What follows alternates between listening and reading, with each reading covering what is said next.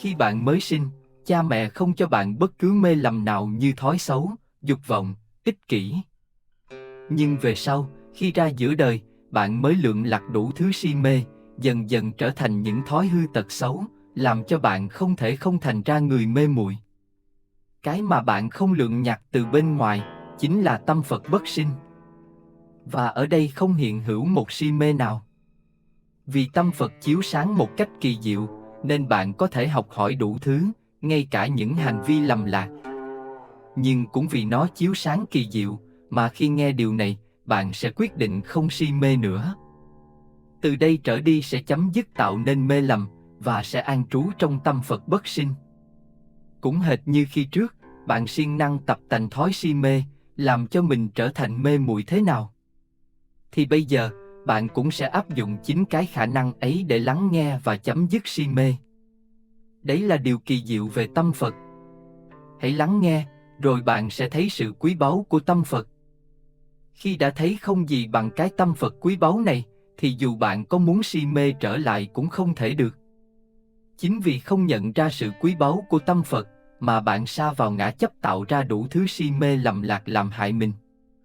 Tuy thế, những mê vọng ấy đối với bạn lại quý báu đến nỗi tất cả các bạn đều muốn mê, dù có phải vong mạng. Thật điên rồ, phải không? Vì không thể cưỡng lại những thúc bách thấp kém do dục vọng ích kỷ phát sinh, bạn trở thành mê si. Tất cả các mê lầm đều từ đấy mà ra cả. Ai cũng cho rằng, cái lối hành xử mà họ thích là do bẩm sinh đã vậy, nên không thể nào sửa đổi. Họ không bao giờ nói, kỳ thực họ sa vào thói chấp ngã là do dục vọng ích kỷ, cứ bám lấy những thói xấu mà họ ưa thích. Trái lại, họ cố làm ra vẻ thông minh, bảo rằng cái nghiệp bẩm sinh của họ đã vậy. Cái mình không nhận từ cha mẹ, mà lại gán cho cha mẹ, đó là đứa con đại bất hiếu. Có ai mới sinh ra đã nghiện rượu, cờ bạc, trộm cướp, và có sẵn những thói hư tật xấu không? Không ai cả.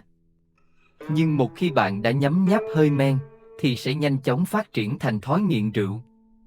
Rồi vì ham muốn ích kỷ, bạn không thể dừng uống, cũng không nhận ra được mình đã mê lầm. Đó chỉ là sự điên rồ mới bộc phát, bạn không có lý do nào để tuyên bố nó là bẩm sinh để đổ thừa cho cha mẹ. Khi nghe điều này, tôi mong tất cả quý vị từ nay trở đi, hãy an trú trong tâm Phật bất sinh. Cái tâm mà bạn có từ khi cha mẹ mới sinh. Như vậy, bạn sẽ không tạo những mê lầm về bất cứ gì. Và khi không còn mê lầm, thì từ đây bạn sẽ mãi mãi là những vị Phật sống. Không gì rõ ràng trực tiếp hơn thế nữa. Tất cả quý vị cần phải dứt khoát thực chứng điều này. Vì cái bất sinh chính là tâm Phật, quý vị sẽ vận hành với cái tâm Phật vào mọi thời. Như vậy, quý vị sẽ là những vị Phật sống ngay hiện tại, phải thế không? Vậy hãy lắng nghe tôi như thể là tất cả quý vị mới sinh trở lại ngày hôm nay, bắt đầu lại mọi sự. Khi đã có một định kiến, thì bạn sẽ không thâu nhận vào những gì mình nghe. Ngay bây giờ, quý vị hãy lắng nghe như thể mình mới sinh ra, thì sẽ như là mới nghe tôi nói lần đầu. Nếu quý vị trong tâm không sẵn định kiến, thì vừa nghe một lời, quý vị cũng sẽ hiểu ngay, và đạt đến thực chứng hoàn toàn về Pháp. Lúc tôi còn trẻ, có một kẻ cướp tên gọi là Kappa, chuyên cướp giật tiền của người đi đường. Anh ta có biệt tài về cướp bóc. Mỗi khi trông thấy một người nào trên đường, anh ta có thể biết đúng số tiền người ấy mang theo. Tuy thế, một hôm anh ta bị tóm, và ở tù dài hạn trong nhà lao ở Osaka. Nhiều năm trôi qua, vì anh ta là một tên trộm tài danh, nên được cái lợi thay vì bị hành quyết. Anh ta được làm người điềm chỉ cho cảnh sát. Một thời gian sau, anh ta lại còn được phóng thích. Khi được tự do, anh học nghề tạc tượng Phật, và lại trở thành một nhà chuyên môn tạc tượng Phật, lập nghiệp ở Osaka.